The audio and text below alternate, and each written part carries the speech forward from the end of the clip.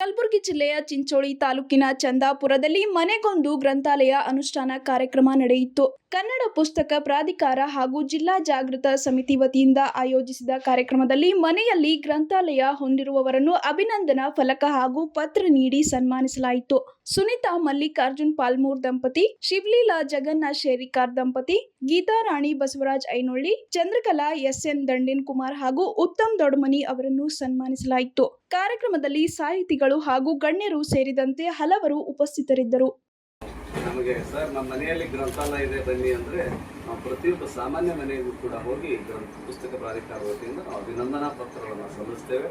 ಮುಂದಿನ ದಿನಗಳಲ್ಲಿ 2026ರಲ್ಲಿ ಈ ಪ್ರಶಸ್ತಿಗೆ ಆಯ್ಕೆ ಆಗ್ತಕ್ಕಂಥ ಮನೆಗಳಲ್ಲಿ ನಿಮ್ಮದು ಒಂದಿರುತ್ತೆ. ಅವುಗಳಲ್ಲಿ ಅದ್ಭುತವಾದಂತಹ ಗ್ರಂಥಾಲಯಕ್ಕೆ ನಾವು 2026ನೇ ಸಾಲಿನ ಮನೆಗೊಂದು ಗ್ರಂಥಾಲಯ ವಿಶೇಷ ಪ್ರಶಸ್ತಿ 25,000 ರೂಪಾಯಿ ನಗದು ಮತ್ತು ಜೊತೆಗೆ 10,000 ರೂಪಾಯಿಯ ಪುಸ್ತಕಗಳು